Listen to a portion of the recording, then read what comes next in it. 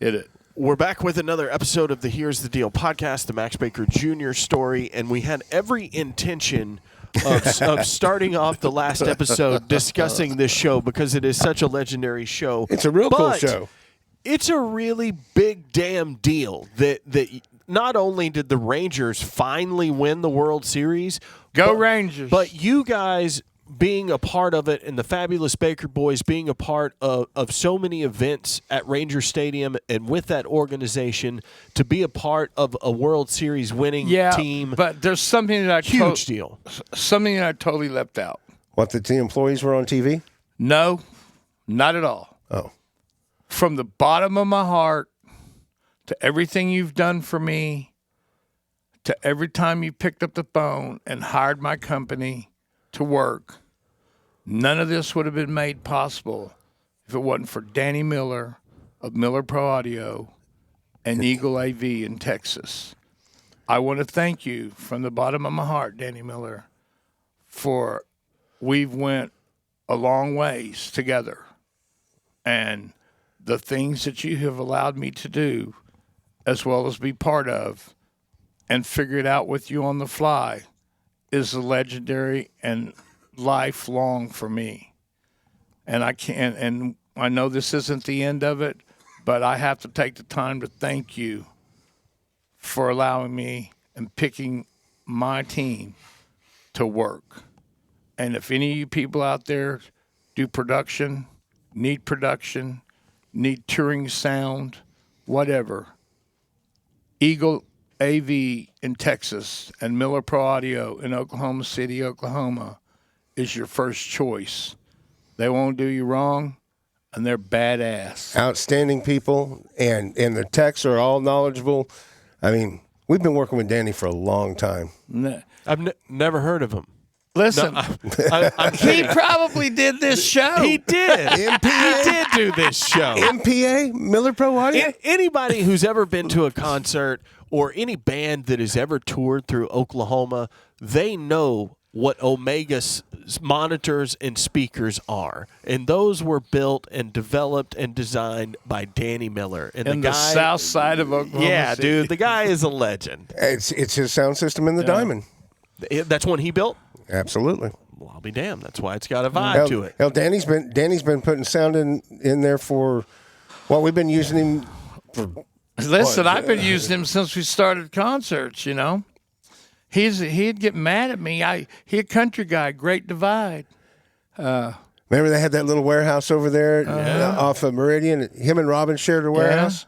And now look at this. I mean, there's no way you could put all their equipment together. I think not a chance. Yeah, Danny Miller has 7 warehouses in Texas and Oklahoma. And both Danny and Toucan have got the portable stages and the SLs. And we're happy to be the proud labor provider for all that. Exactly. So this show that we're going to talk about primarily in this episode is just a historic show for Oklahoma. Max would say legendary. Legendary. Here's the deal. This is it's historic. This is Oklahoma history that one day should be in the Oklahoma Pop Museum. Friday, September 15th, 2006 was the date of the show. I worked in radio in Tulsa, Oklahoma when this was announced, and we all have mutual friends who worked for the Flaming Lips then or still do or things like that. Yeah. So we all kind of knew what was happening ahead of time. Because Wayne gets these crazy ideas, and he goes to his crew, and he just says, hey, I got this idea. Can you build it? This is what I want to do. You guys build it. Sometimes Wayne can take crazy to the next level. To the next level, for sure. So he's a very intriguing dude. I've known him a long time. So leading up to this show, I wanted to promote the show and give away tickets because we had partnered with DCF to promote it and blah, blah, blah. It was a co-pro, wasn't it? Yeah, I believe it was. So Intervisions and DCF concerts. I got the crazy idea. I had just gotten the Fearless Freaks DVD, which is about the Lips, and I had also just purchased the Flaming Lips Zyreka album. And if you know what Zyreca is, it originally I wanted to be part of that. That was done in the auto garage where Bellini's is. Yeah, right there. And it started out as a cassette tape project. This is pure Oklahoma. Where all these different sounds were recorded on all of these different cassettes, and the idea was to start all of these different cassettes at the same time to record one piece of music. Correct. So the way this came was because there wasn't technology like this. No. This it was in quad too. Yeah, the way it came out was in a 4 CD box set. Yeah, I have them. And you had to play all four discs at once at the same time. Yes. Which meant you had to hit play at the exact same time. What a concept. So, to this day, I'm fairly certain that I am the only radio personality to have ever played the Flaming Lips Zyreca in its entirety on the radio. Wow. I took all 4 discs, I put them into my DAW, my recording software, and mixed all 4 discs down into one file and broke it into songs where I could play the album. In between the songs, I played interview portions from their Fearless Freaks DVD that I had cut up and put into this file. So I call Scott Booker and I tell him what I'm going to do. And he says... And Scott Booker is he's the manager of the Flaming Lips. Correct. And the founder of ACM at UCO. And he said... And used to work at Kane's Ballroom. And used to work at Rainbow Records. Yes. And he said... Hey, Scott. He says, Scott. You're going to do what? And I told him, and he says, you're going to get fired. And I was like, that's the first thing I was thinking when you said you did this. Totally I'm like, fine. so that's that station you don't work for anymore, right? And not only did I not get fired, it was one of the coolest things I've ever done on the radio. The fact that nobody else has even tried to do it is unbelievable to me. So I go to this show, and I've got the VIP pass, so I'm down in that pit or whatever. So tell me, it's outside at the Zoo Amphitheater. Zoo Amphitheater, and this is called UFOs at the Zoo. And this was being filmed for a DVD, Blu-ray release. It was a documentary through Warner Brothers. And this sold out show. And the idea was like, Wayne came up with the idea of we're going to build this thing that looks like a giant UFO flying saucer that is going to lower down above the drum set on stage, and I'm going to come down the center of it through a ladder, and then it's going to raise back up and then tilt 90 degrees, and it's part of the backdrop in the light show. Did I get that right? Sounds about right. I think he got the idea from ELOs out of the blue. Kind of. I would think that, but Wayne, a fan of ELO? No way. Just Jeff I can tell you what our function was at the Fabulous Baker Boys function was, and I can name some people out there. We had all of us sitting at this table had a dear friend, and John Paul. His name was John Paul, a.k.a. the Pope. And he was a master genius on lights. He felt the music. To this day, one of the baddest lighting directors on the face of the planet to have ever graced a lighting desk and build a show for bands. One of the best. One of this girl named Jen, as I was doing shows at the other side, how I met John Paul she was like, hey, can you get this kid some work? He's homeless, living, he's got a bad mom, all this. I ended up hiring him, putting money in his pocket, letting him come and sleep at my house. And from there he went on to do great things. He was a kid. Well, he was a stagehand for us for a long time. 14, 15, he was just a kid, A likable kid. A very likable kid. He just needed some direction. And he went on to do great things. But our thing was we had a couple of days to pre-build because this was another thing. This was a huge undertaking. But this was like the Rangers celebration. This was the Flaming Lips at the zoo, and our company was asked to do this. Not only was it asked, but some of the people that had, like John Paul, he was a Baker boy.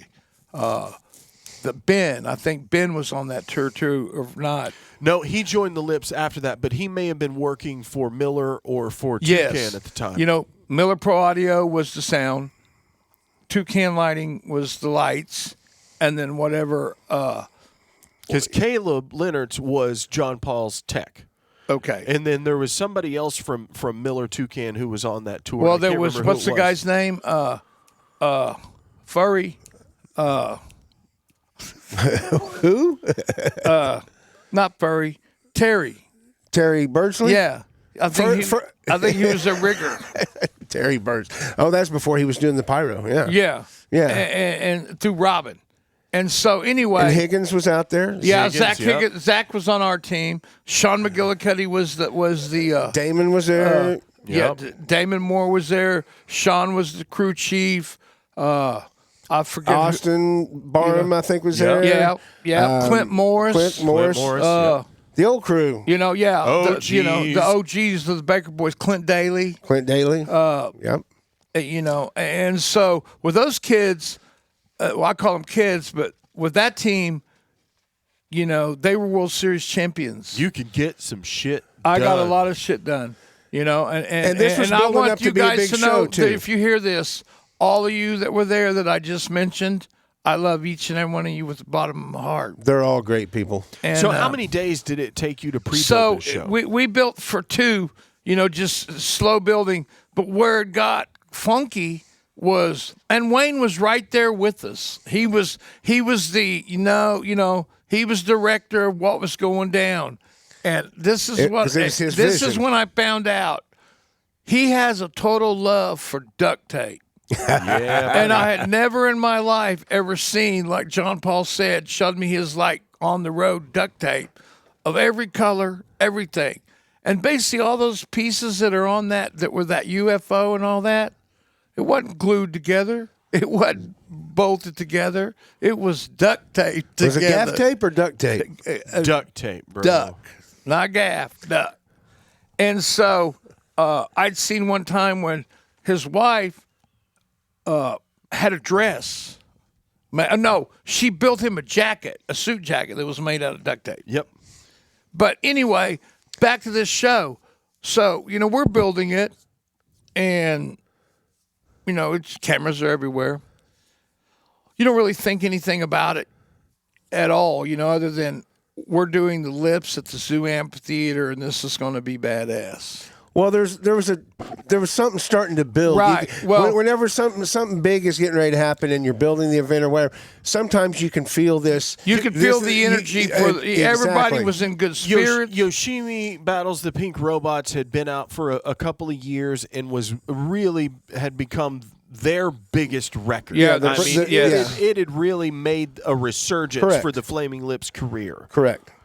So I drive down from Tulsa. And I am with another radio personality named Chuck Stickle. And we get to the show, and we get our passes. And, I think Stardeath had already played, and Deerhoof was on when we got there. And we get down in that pit, and that was one of the coolest intros to watch from a fan's perspective of the UFO? Yes, of any show I have ever seen. I saw it on Standing on the Heel from the top. So was this the first time the spaceship was used? This was the very first. This was the first time, and we're filming. They did it again at That's ballsy. They did it again at D-Fest a year later, or a few months later, or whatever. And then they took a version of it out on the road on tour, but it wasn't the same as this. It was a scaled down version. And so I think the Fabulous Baker Boys are definitely on that video. We have credits on there. And it was just one of those things that were, and this was early on in the Fabulous Baker Boys company, because you got to remember, we started in pretty much 2005 being legal because we were doing Indian gaming casinos. So, and this was when this year we were actually given a chance to do a show. Another company would do a show, and because they had been getting bad feedback on their stagehands, And so we went in there and knocked it out. And then one time they said, you're going to be doing them all. And, it was just like, this was one in the summer that. How many Flaming Lip shows have you done, Max? Or been a part of? Were you a part of those New Year's Eve shows? At the Bricktown? Yep. We did the labor. The one with Yoko? Yep. Yeah, and then who was it? The early shows, the American Legion Hall shows, when they first started out, the cool thing, the Captain Eyeball, those shows were I wasn't part of it, but you know how you're like, you buy a ticket and you're intrigued by the stuff, and I've always been intrigued. Well, your ear's always been to the ground, and so when word starts to spread and hype gets around a band, you definitely go check it out. Here's the thing with me. I've always been, and I like it. I don't like to try to hang with the same type of people. I like to be in, and Jeff knows this. We go all over, and we get ourselves into some places that just like with the Rangers, just like with this, just like my David Huff quote. You always act like you're supposed to be there. Right. But the Lips, seeing them and then progress, and then when Daryl Bascom was doing Mind Candy Productions, and he was doing shows, he was the tour manager for the Lips, and the one show that I this would have been back in the mid to late 90s. Yes. And it was right when they were having She Don't Use Jelly and all that. But they played the Sooner Theater down in Norman during a Christmas show. They used no lights at all. What they did, and it was the first time, one of the coolest things I've ever seen in my life, was they strung Christmas lights all across the back wall. I mean, thousands of them. Like a curtain. And they played in the dark. And when they hit the go, the lights came on, the room lit up like a Christmas tree, and it was partied. It was one of the best shows I've ever seen. That's unbelievable. And so seeing that, and then they played Lollapalooza one year, I think. They did. Down in Dallas. Yep. Saw that. But as far as working goes, I didn't really work the show, until I got into the labor business, and that was one that was like for the record books. Oh, dude. And at the time, that was probably one of the first ones of becoming legendary stuff in history, like I like to say, that we started doing. Because from there it went to Rocklahoma, from there it went to, clients and all that. We did a whole summer at the zoo. We ended up doing 10 summers at the zoo. So from my perspective of not working, just being there as a fan, this was one of the craziest shows I've ever seen, because it's the only time that this instance has ever happened. Right. To all of the shows that I've ever been to, this is the only time I have ever, ever, ever seen this happen. Like, watch the thing. You have so many people trying to get into this sold-out show that there are a few thousand people outside of the gates, right outside the gates, listening. And what do the police officers instruct the security guards to do? Nothing. Step away. Yeah, nothing. Security and police. I mean, honestly, and everybody came in. Just open the gates. Everybody. No, in. that wasn't the time they did that. That was. They did that at the. Was that it? was that show? Was when the zoo was? It was. See, here's the thing. They had lost. It was so many people outside the gate, and the show was sold out in advance. So it's not like there were more tickets to sell. Right. Well, see, here's the thing. With a show like that many people want to go into, they'll start looking for alternative routes. Yes. Now, back when we were younger, they had the, that long road where you go up to the box office at the zoo. So there's bamboo growing all along that. Right. So on the other side of that bamboo used to be the wild dog display, where they had the dingoes and they had the hyenas and they had all that stuff.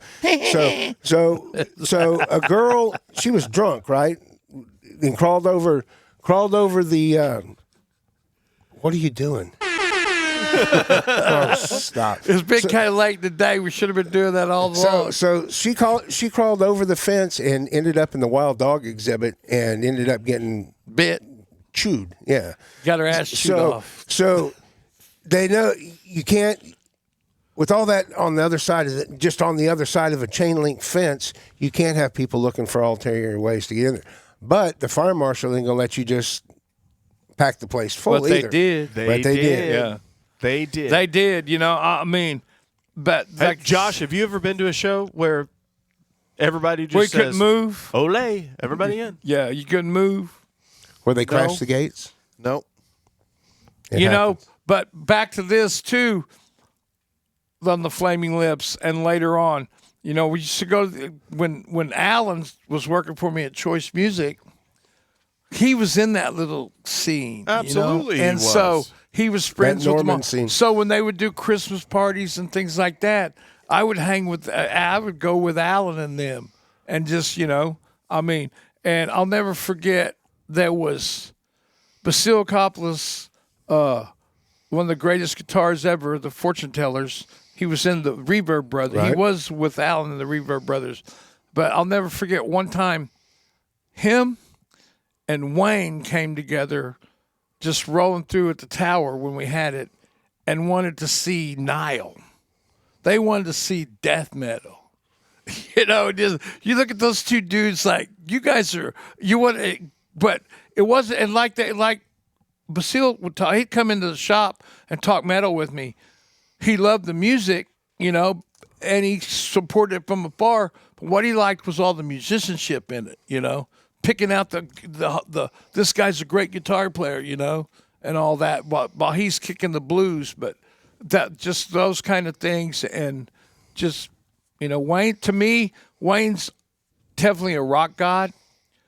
One time I was in Hollywood right when I was first getting Choice Music, and I met somebody, you know, trying to get some promos and stuff, and with Huff, and I, you know, told the guy I lived in Oklahoma, and he goes, "Well, you might." We're in Warner Brothers. He's like, "Have you ever heard of this band? They're from Oklahoma. We signed them." I said, "What's the name of the band?" And he said, "The Flaming Lips." You know, and I'm like, "Oh, I know them." And I called Wayne out by name and started telling him about the early years and the things and all. This is before I was even a stagehand, company. And the dude was like, "You would have thought I would have talking about the Beatles," because the dude was like, "I am absolutely," and the only other way I could describe it is he absolutely dug the Lips like I dig Charlie Crockett, And this is some high up record dude that. And they're still with Warner Brothers today. Yes. Scott cut a good deal. So this is one of the early shows where he walked out in the plastic bubble, right? So I'm down in the pit. Show started, and he's got on the bubble. And this is the first time I've ever seen it in person. I've only seen pictures and a few videos. Can you describe it to someone who hadn't seen it? He walked on top of me. Have you ever seen the movie The Boy in the Bubble? It's kind of like that. From the 70s, yeah. This is a clear plastic bubble inflated with air that Wayne gets in. and inside the bubble. Inside the bubble. Years later, it would be the turn of the future for concerts during COVID. Yeah, because you could get, they did the reverse thing for COVID, right? They put the audience in the bubbles. Yep. Yes. And the Lips were not in the bubble. They were the only ones not in the bubble. And you know who else used the bubble? Yes. Past that time, the girl from Sugarland. I think someone did it before the Lips. Didn't Peter Gabriel do that? Maybe. He would be. Okay. That's a great point. If he did, I think he did. I guarantee you, Wayne, who's probably a huge Peter Gabriel fan, probably, yeah.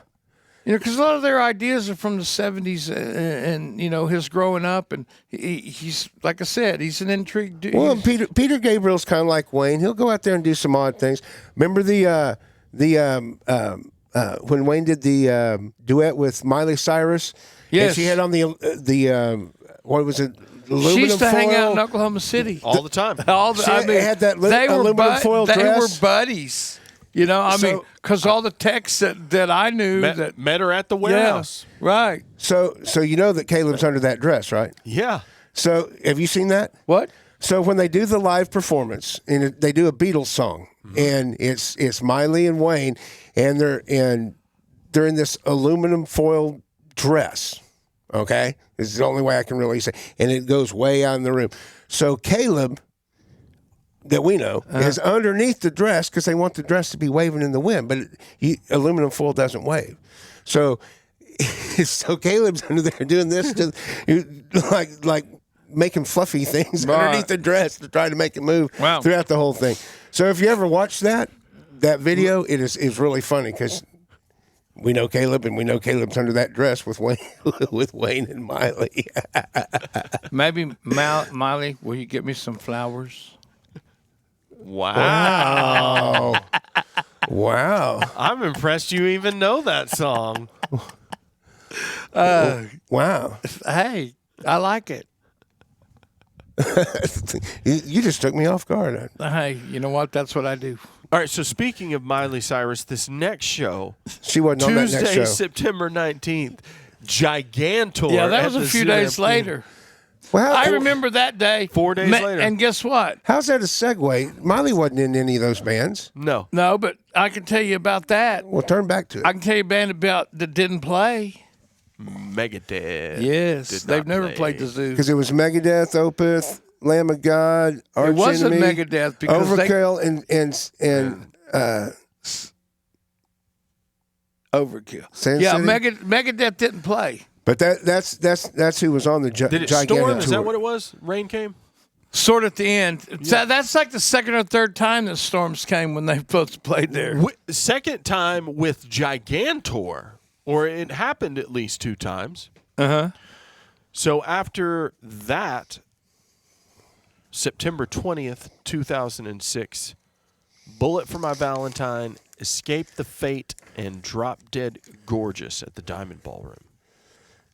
I was there. I don't think I worked There it. was 786 people there. And then tell me about this show, because this says invite only. That was one of them. That like how what the Deftones did. The tobacco With Camel? Yes, that's what that was. Okay, That's that's what I King's- thought it was. Yes, They have no idea what you're talking about. Okay, so on Tuesday, September 21st, 2006 at the Diamond Ballroom, it was Kings of Leon with the Stills, and there's an actual ticket here for $15, but then there is another ticket. because they sold some as I got closer. Yeah, to cover the cost. Yes. But there were free tickets available through Camel, Right. and you had to be 18 or up to get That in. was the second Camel show that I had done because I'd done one. That Deftones one was badass. Yes. The Deftones was off the hook. This one was off the hook. Does it have a count? It does not. No. It just says at the Diamond. Yeah. It was the night after Bullet for My Valentine. So this is a hell of a week, man. The 15th, The Lips. The 19th, Gigantor. The 20th, Bullet for My Valentine. 21st, Kings of Leon. The 23rd, Clutch, The Bell Rays, and Year-Long Disaster at the Canes Ballroom in Tulsa. I was involved in that. Here's another one that... The Clutch rips it all the time. Every time. In Canes. Here's another one that you were a part of. Oh, absolutely. Jägermeister presents Hatebreed, Monsters of Mayhem Tour. Hatebreed, The Black Dahlia Murder, Napalm Death, Exodus, First Blood, and Despised Icon. Diamond Ballroom. And how many people showed up? 419 paid. That is terrible. Terrible. For that lineup, That's not, I mean, Listen, I done them all the time, and the one thing about Hatebreed is they were very cool on things. If you're, you know how touring tour managers will ask, "How's it selling?" Mm-hmm. Or the band, or I've been told a few times, "Hey man, it's not doing as good as we'd like for it to. Let me see what I can do to help you out on a few things." And when they mean help you out, that means maybe cut your ride or Maybe. cut your meals. Well, there was a time when all that was pretty cool because and is a makeup to you because with Hatebreed, I got 3 different cities from them where they called me out of the blue and said, "Hey, we have a show in Wichita Falls, Texas in 2 days, and you got a promoter down there that doesn't know shit." And we've called him and told him, "You will be calling him and taking it over. You will be saving the day." So I've done that there. I've done that in Springfield and one other place. So we got next. So here is the show where I met Art Alexakis. Oh, Everclear? Yep. Was he a dick? Nope. He was one of the nicest dudes ever. He's sober. Everclear, September 27th, 2006. They're great. At the Canes Ballroom. What a silly looking backstage pass. They were known for the cartoony, 90s looking stuff. And then just 3 days later at the Canes, Alice in Chains with Hurt, September 30th, 2006. When did Lane die? He never played at Canes, did he? No, that's with William Duvall. Okay. Sparta at the Conservatory, Monday, October 2nd, and that's former members. Wait, how'd you get quick? What day is that? No, we got 2 special ones here. Oh, so you got the Family Jam, Cross Canadians Family Jam at the Zoo. Same night as Alice in Chains, September 30th. At the Zoo I'd done this tour for one summer. Cross Canadian and Dierks Bentley and Stoney LaRue. I did that thing for I bet they sold. It was sold out, and the beer drinking was off the fucking hook. And where was it? Is it at the Zoo? Yeah. And then Lynyrd Skynyrd at the Buffalo Run.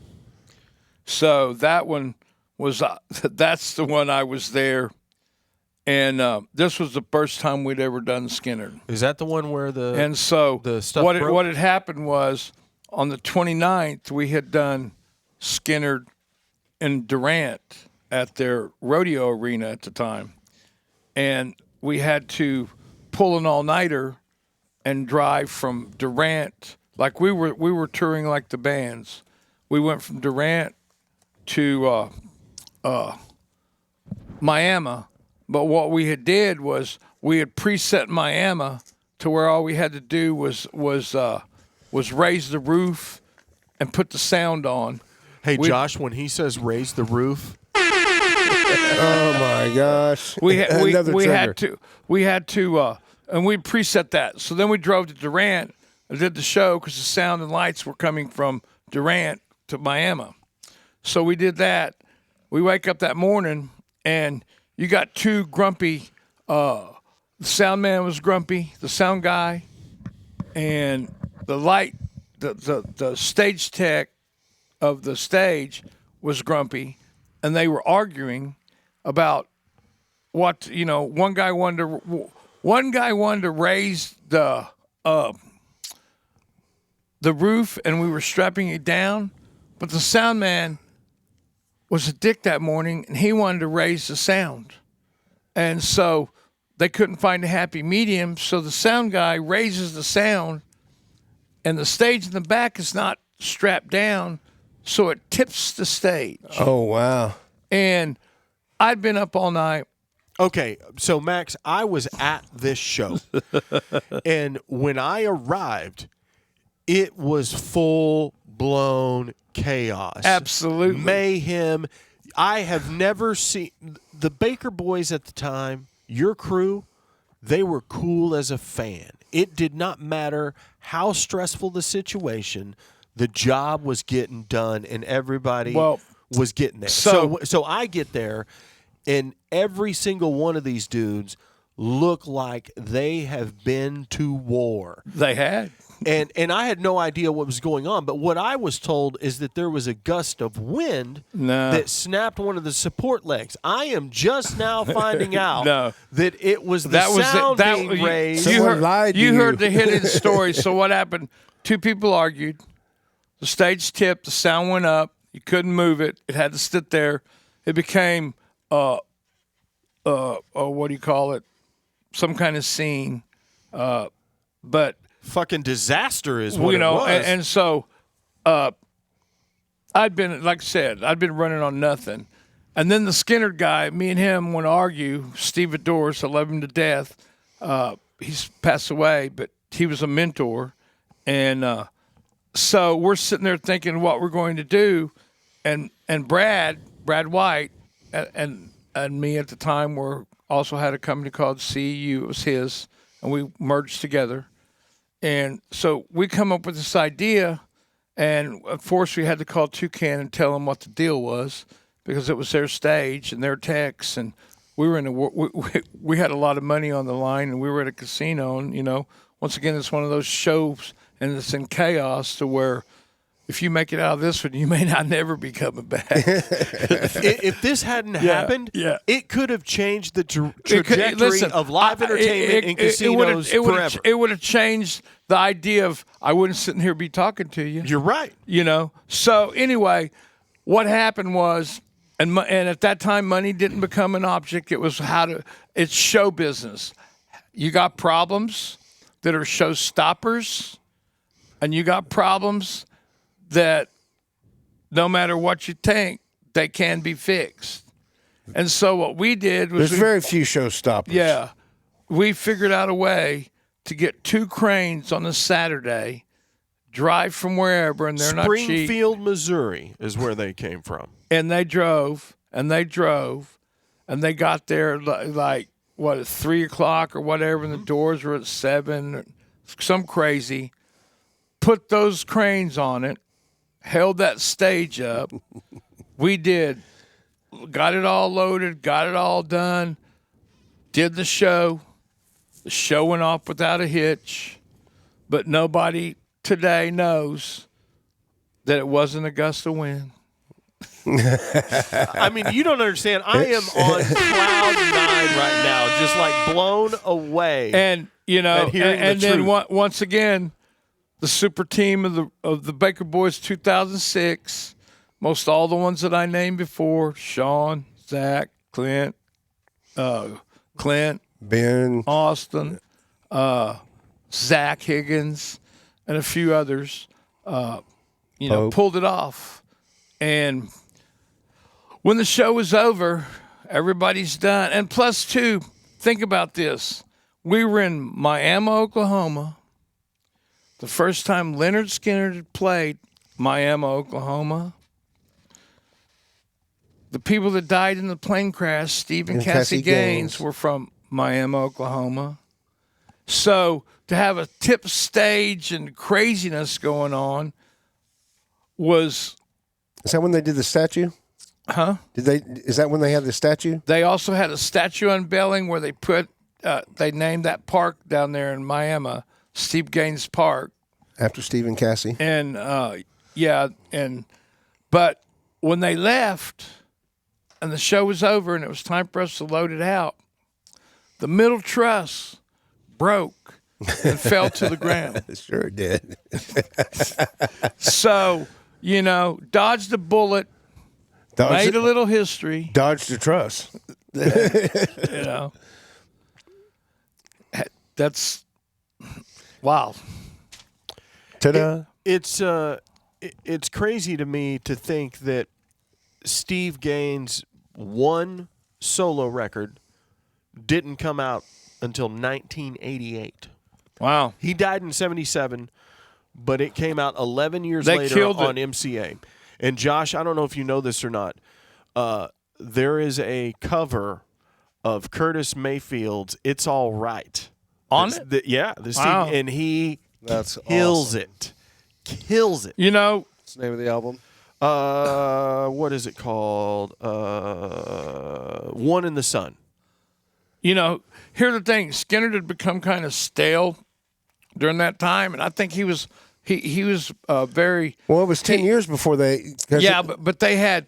When Street Survivor came out, he was in the band. Correct. And he had added to that band, his style. The legendary story is... Cassie, his sister, was a background vocalist in the band. Correct. And they were looking to add another guitar player to kind of fatten up their sound. And she says, well, my brother's a great guitar player. And the show, I believe, was in Kansas City. And They call him, have him come up to the show, and his amp wasn't even run through the board, and the sound guy was instructed, like, hey, don't turn him up until you know for sure that he can actually play and hang with us. And so they weren't even really going to give him a shot. They were just doing it as a favor to her. But he was so good, and they were like, they found gold, shit. turned him up. Yeah, I seen him with him. I seen him on Thanksgiving night in Fort Worth, Texas, in 1977. It was Lynyrd Skynyrd, and that the Street Survivors hadn't even came out, and the Climax Blues Band. So the plane crash. The plane crash was in 77. The plane crash came. 77, wasn't it? Yeah, this was 76, going into 70. Bicentennial. Yeah, yes. I right. drove down there. My mother gave me a pumpkin pie. I didn't go to the dinner, and that was it. I can fact check everything but that pumpkin pie. You know it was good, Jeff. Yeah, he still remembers it. You need Exactly. the fact because I think it was 76. Because the plane went down in 77. Yeah, October. Mm-hmm. It was about 6 months before that. Or it was Thanksgiving, so it'd be December, January, February, March, April, May, June, July, August. Like 11 months later. Unbelievable. But that show, I just sit here every time we talk about it. I think back at that show, and I think about how many people were at that show. 38 Special Open, outdoors in Miami, huge field, tons and tons of people, and nobody was the wiser that there was anything going on. And Donnie Van Zant did show up there. Did he? Yeah, I had them both on the grounds. They did 2 days. They did Duran as well. And this was when we were really taking big chances, and it was a big chance for Skynyrd to play the casino as well. Yeah. It's the first time. That was the first Skynyrd show I ever saw, and super fortunate that I got to see Billy Powell. Right? Leon Wilkerson was in there too. Yeah. Yep. It was. Well, we got to see him on the reunion when they came together in 80. Didn't Ed King play? Yeah, Ed King was. I've seen every version of Skynyrd you could imagine. And did you see with Artemis? Yes. Well, did you know that Artemis just played Sugar Creek Casino in Hinton, opening up for somebody? Wow. I saw the original Lynyrd Skynyrd 6 times before they died. Wow. I saw the first time I ever saw Skynyrd, and how I got to even get into Lynyrd Skynyrd. I had some bigger cousins in Texas that I looked up to, and I'd go down and visit, and they would, turn me on. I was racing motorcycles, and they taught me the bad things in life, how to smoke weed, and it was all over after that. But they turned me on to Skynyrd, and one time me and my friend Ronnie Thomas, they played the Fairgrounds Speedway. It was ZZ Top on Tres Hombres, Lynyrd Skynyrd, the Marshall Tucker Band, and it was supposed to be the Eric Burden and the Animals, but they didn't show. Damn. $4 to get in. Me and my friend panhandled change. We bought a Matchbox they called it grass back then. You want some grass, like 50 cents for a Matchbox, and we thought we were only 14. We thought it was cool, and we panhandled and got in. But that was the one time I saw him at the Lloyd Noble on Double Trouble or Give Me Back My Bullets with the Outlaws. I saw him at the Outlaws. Now they have 4 guitar players too, don't they? Right. And then I saw him at the Fairgrounds Arena it was Lynyrd Skynyrd and Charlie Daniels and I think Elvin Bishop. Yeah, there was a package like that. Yeah. And then I saw the Fort Worth Tarrant County Convention Center, Lynyrd Skynyrd and Climax Blues Band.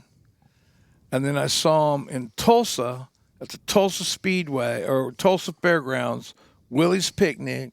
Oh yeah, It was Willie Nelson, I think Waylon Jennings, Lynyrd Skynyrd, Jerry Jeff Walker, and somebody else. I lived in Texas, and we drove down for the time. I'm wanting to say there's a video of that somewhere, like on YouTube. Well, or there something. is a video of that, but the thing about that is they had played Day on the Green in Oakland the same day, and they actually flew from there to here, got off the plane, played, and left.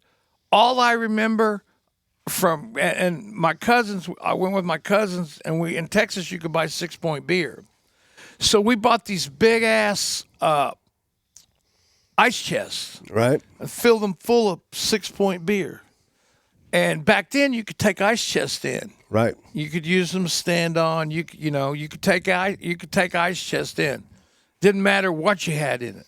They could be steel ice chests too. Eventually, it went to only styrofoam. And so we had this ice chest, and we used it to stand on. And I remember everybody being around us, everybody from somewhere, and there was these redneck dudes next to us, and after a while, back then you talk to people, hey, where you from, blah blah blah, you want to, and you shared, and this one guy's telling me his buddy's named Max, and they're from Kansas, and when Skynyrd plays Sweet Home Alabama, we're going to whip each other's ass. And so all I can remember is, and I still think about that thought.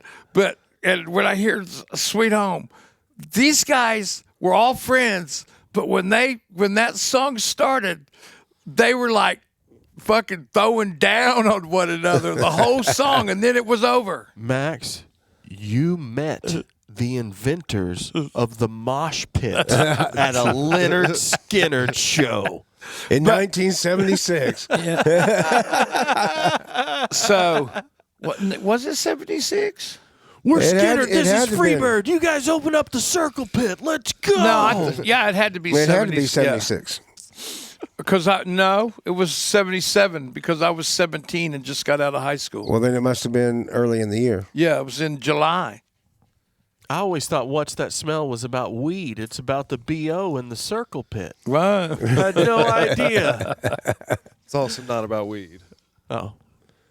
It's also not about body odor. It's about heroin. Or circle pits. Well, probably it was the 70s. The horse, the dark horse. Katy Perry? That's wrong. right. That's the wrong horse. That's what that song's about, too. I believe that. And that's where we will end this episode of the Here's the Deal podcast. Hold it. We're going to talk about heroin? That's how we're going to end this? Heroin. Oh, fuck that. Yeah, you got to talk about something else. Listen. Damn it, Josh. From the 70s. You brought it up. We're talking about Skynyrd. It was going to come up at some point, okay? But I don't think they used heroin. I don't think they did. They sure talked about it a bunch. Well, they had friends. Yeah. The needle and the damage to know. Yeah. The needle and the spoon. Needle in the spoon. And a trip to the moon. Yep. Blow That's you how away. we end it.